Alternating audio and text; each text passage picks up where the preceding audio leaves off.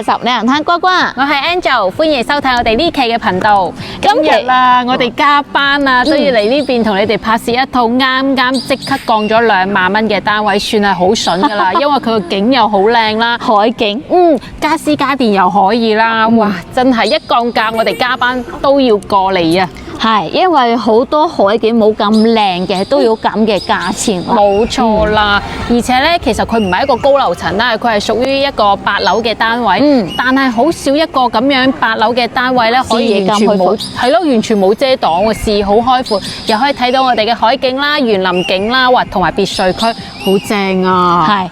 咁呢個單位308060個方，哇！而家都可以聽到雀仔叫下，呢個花園真係非常靚，非常舒服啊！我哋而家就係嚟到1樓花園呢度啦，睇下呢邊嘅園林綠化嚇，碧桂園嘅呢個園林嚇真係非常嘅靚啦。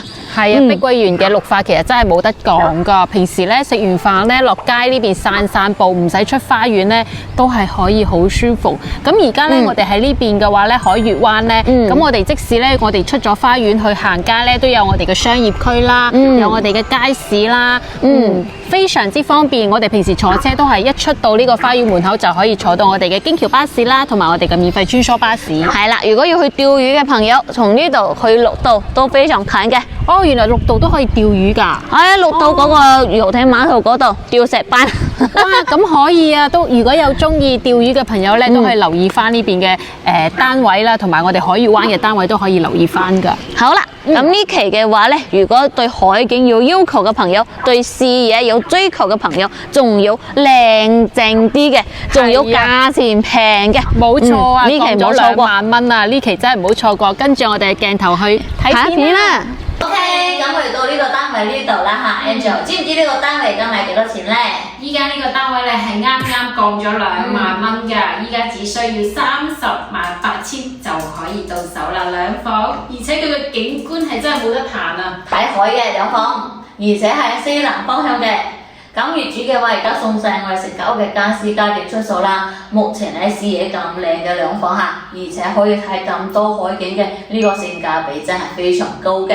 係啊，冇錯啊，所以一降價咧，我哋又即刻過嚟呢邊拍攝啦。好啦，感興趣嘅朋友，我哋一齊過嚟睇翻啦嚇。首先咧，佢嘅門鎖都非常嘅新淨嚇，自己換咗一個密碼鎖啦。然後69個方嘅話咧，呢個牆比較頓厚啲嚇，所以呢度轉彎嘅話咧比較好轉啲啦。比較闊落啦。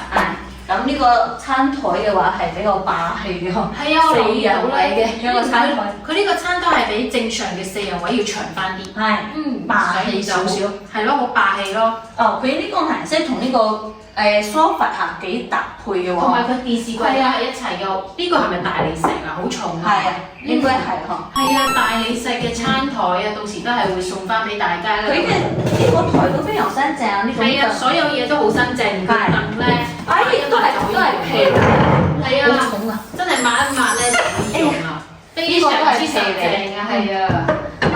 呢個皮坐得非常舒服，佢呢個係大理石嘅電視櫃啦。哇！佢呢個梳化仲加霸氣喎，你睇下，可以坐4個人。可以。我覺得如果瘦啲嘅話咧，5個人都係冇問題㗎。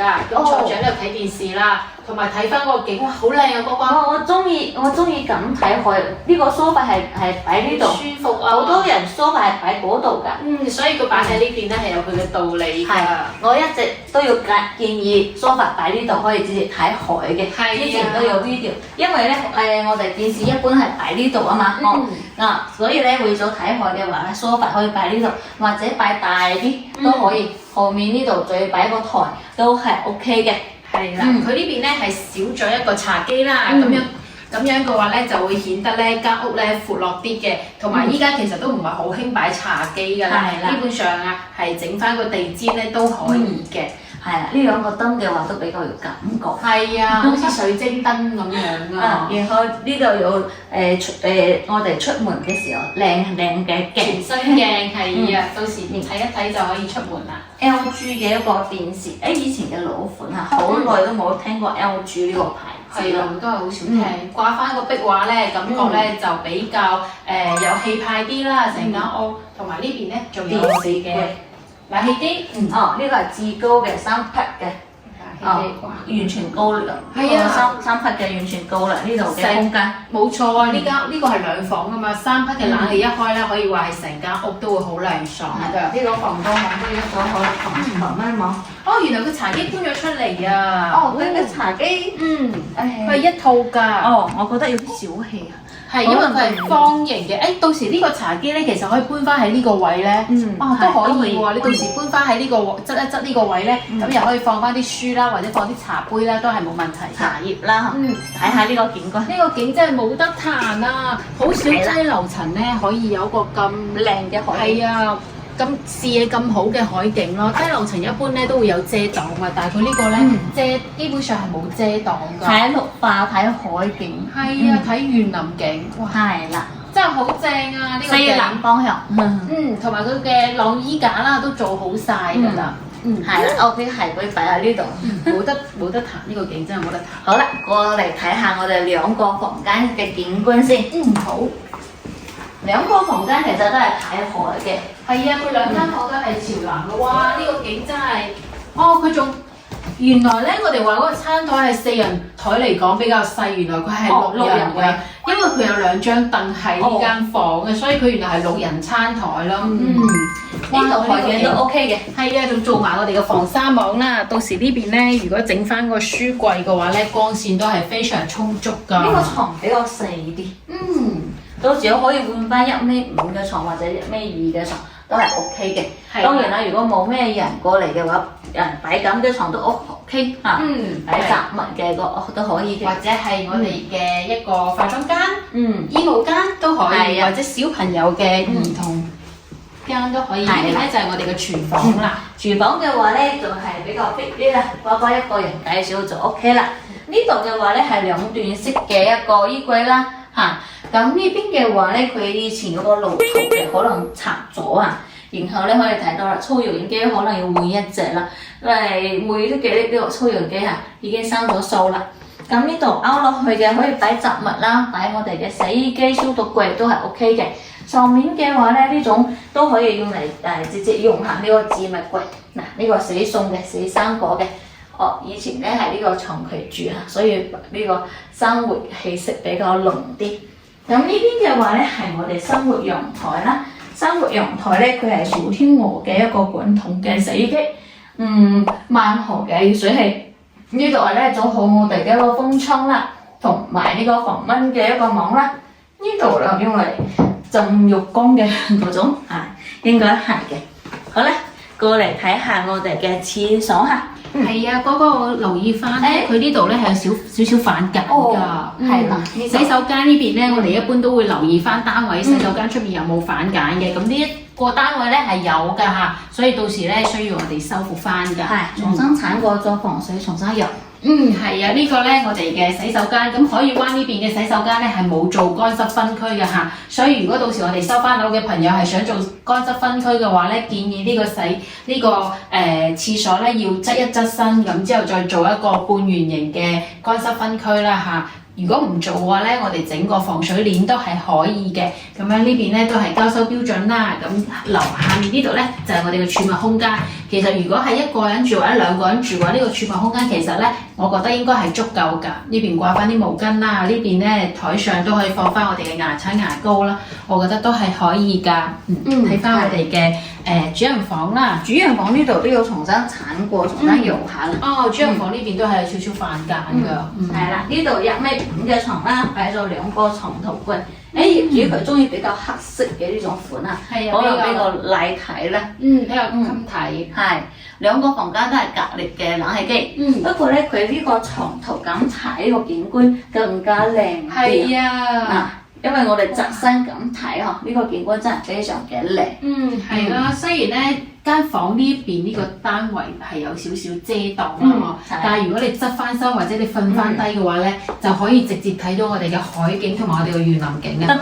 我哋要自己嘅調整角度去玩呢個海景。冇錯，因為的確係好難話做到好完美㗎嘛，一個單位係咪？係。咁而家呢個價錢咧，向南睇可以咁靚嘅話，呢個性價比都係 OK 嘅。係啊，真係好少見到咧，你樓層唔高，但係都可以完全咁開闊嘅一個視野。係比較少㗎。真係係啦。咁我哋喺呢邊做翻少少嘅總結俾大家，好嘅，坐下先。都幾舒服嘅。真係好舒服啦。提前幫大家體驗一番嚇，總結下呢個嘅優點同埋缺點嚇。OK，咁由 Angel 總結下呢間屋嘅缺點啦。首先咧，佢係一個低樓層嚟嘅。咁如果中意高樓層嘅朋友咧，呢一套單位咧可能就唔係好啱啦。但係你都可以考慮翻嘅。佢8樓唔算好矮。對，係啊，因為其實依家咧，我哋呢期咧帶咁多朋友睇樓咧，其實依家好多人反而中意翻啲低樓層嘅，尤其是係老人家啦，各方面去考慮嘅話咧，佢哋係中意10樓以下嘅。咁如果係中意呢種樓層嘅話咧，而且係8樓好好聽，咁就可以留意翻我哋呢個單位啦。咁其餘之外咧，我哋就係留意到啦，洗手間門口係有啲反揀嘅，呢個都需要我哋自己去修復翻啦嚇。係。除此之外，咁客房嗰個次臥啦，佢嗰個佢嘅床係比較細嘅，都係需要我哋自己去買翻張大床啊，或者如果唔介意嘅朋友咧，但係佢都係少咗個衣櫃嘅，所以整體嚟講，佢送全屋家私家電嘅情況之下咧，咁就少咗個衣櫃咁咯。仲有個爐頭啦。係啦，個爐頭會拆咗嘅，係啦。咁呢啲就係佢嘅缺點啦。咁除此之外，我覺得真係諗唔到啦。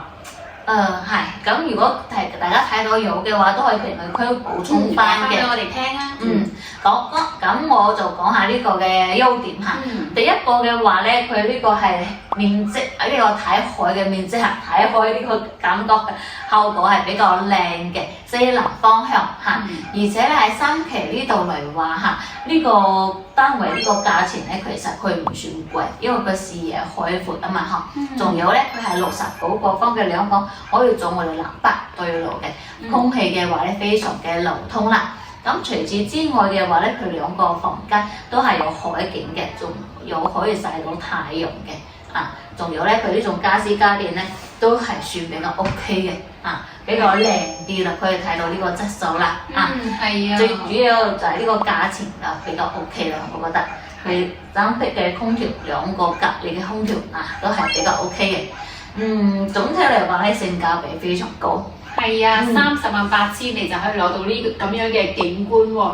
如果咧你拎翻嚟長住嘅話咧，到時你都可以封翻個窗嘅話咧，後個視野都係好正㗎。係啦，咁我哋優點缺點嘅話咧，就講到差唔多啦嚇。如果對呢個單位有興趣嘅朋友，加我哋上面嘅微信或者直接打電話俾我哋就 OK 啦。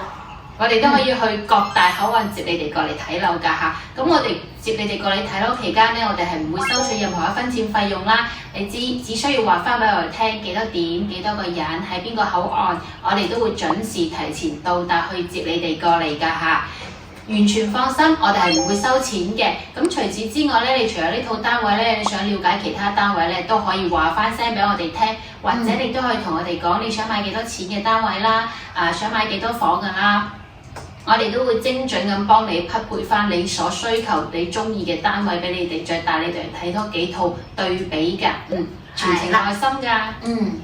係啦，咁我哋講下呢邊嘅一個生活配套同埋交通配套先。好啊，咁由 Angel 講翻呢邊嘅交通配套啦嚇。咁交通配套嘅話咧，喺十里銀灘居住嘅朋友唔使擔心，你唔識揸車或者你冇車點算啊？咁呢個都係完全可以放心嘅，因為碧桂園呢邊咧係開通咗一個叫免費穿梭巴士嘅一個van 仔啦，車你哋去1期到5期都有上車點同落車點㗎。咁平時你想去街市買餸又好啦，或者想去行下街啊、食下嘢啊都好，都可以出到我哋嘅小區門口就可以坐㗎啦。非常之方便，因為1期到5期都有上車點同落車點啦。咁除此之外咧，如果平時想翻香港或者出翻深圳嘅朋友咧，我哋呢邊咧都有一部京橋巴士可以到達嘅，全程都係高速，同我哋揸車一樣，都係個零鐘頭到就可以到深圳㗎啦。咁最早喺10里出翻深圳嘅話咧，係5點50分到6點50分嘅。咁如果從深圳咧過嚟嘅話咧，都係8點，最早個班8點半啦，到夜晚9點半都有嘅喎。一日咧係有28個班次咁多㗎。平時節假日嘅話咧，仲會加翻啲班次添，25蚊一個人到。咁樣咧，你如果咧想買飛啊，你就可以喺網上買啦。除此之外，你突然之間想過嚟，我哋臨時咧喺嗰個現場買飛都得嘅喎，非常方便，仲係基本上都有位坐㗎。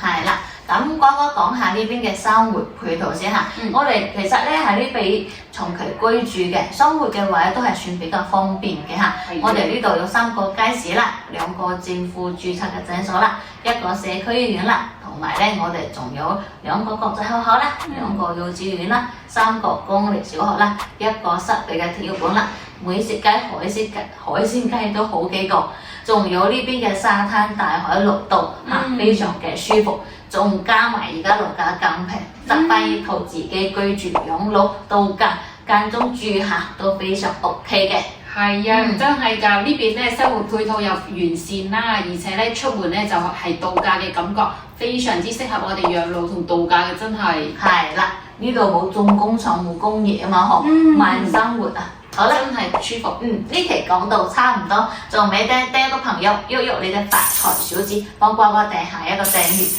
你哋嘅支持係我哋堅持拍攝道路上最好嘅動力。呢期講到呢度先，下期再見啦，拜拜。